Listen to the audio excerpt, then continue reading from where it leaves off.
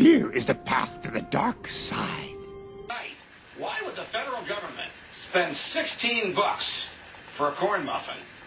A few months ago, the Department of Justice held a conference at a hotel near Capitol Hill and offered a continental breakfast to those in attendance. The offering included fresh fruit, coffee, and corn muffins. The conference came off without a hitch, and those in attendance went back to their jobs when it was over. This was the kind of gathering that the feds hold every day in Washington. We might not have noticed anything about the conference, but for a Freedom of Information Act filing that revealed its cost.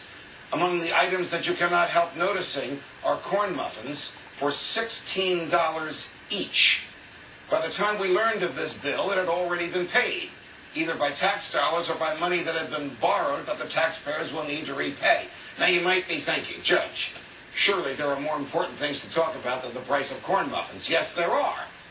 But $16 corn muffins are a metaphor for a government out of control and unworthy of your trust.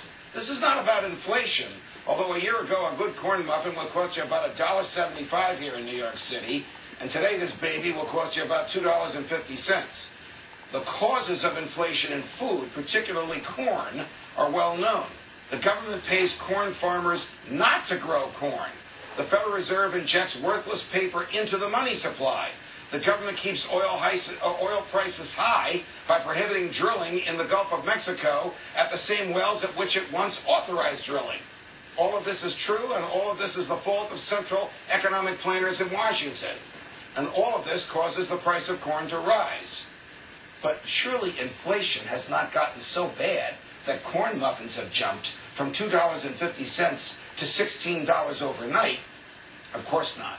But the people in the government, to whom we have entrusted our liberties for protection, are so cavalier with taxpayer dollars that they see nothing wrong with paying $16 for a corn muffin. And the hotel that charged this absurd amount knew that the feds pay whatever is asked. And they did. This is what your government has done with your money. If you sent your kids to the store and they came home with $16 corn muffins, you'd send them and the muffins back to the store. If your employees spent your company money on $16 corn muffins and saw nothing wrong with that, you'd fire them. But unless we elect a game changer to the White House in November 2012, this is the government mindset with which we are stuck. This is the same mindset that thinks it can print cash and will be prosperous. Borrow money with no intention of repaying it, and jobs will be created. Raise taxes on those who do the investing and job creation, and the budget will be balanced. The mindset that thinks nothing of spending your money on $16 corn muffins, bailed out the United Auto Workers, and let the creditors of General Motors and Chrysler take a financial bath. It's the same government mindset that invested and lost $500 million of your tax dollars in a startup green energy company called Solyndra that couldn't compete with the Chinese. The same mindset makes decisions that affect your property and your freedom with utter disregard for you. The same mindset has told young people that the money they contribute to Social Security is there for them, and the government will hold it in trust for them, all the while knowing that there is no trust fund, because the same mindset in the federal government as the people who spend $16 for a corn muffin has stolen it and spent it. I think you get the picture. This is not a problem unique to President Obama, though its present manifestations are far more acute than ever before. This is a problem with government in America today.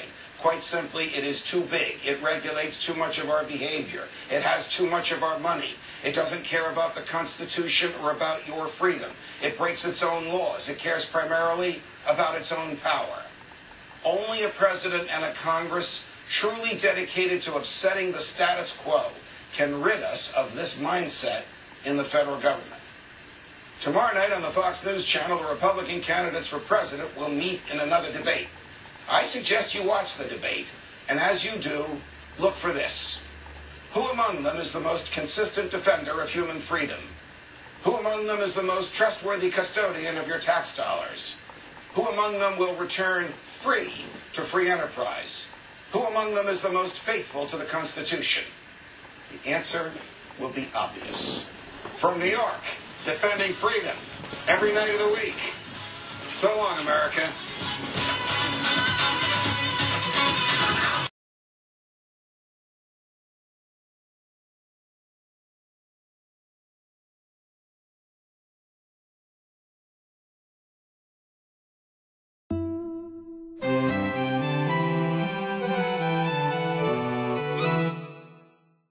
leads to anger. Anger leads to hate. Hate leads to suffering.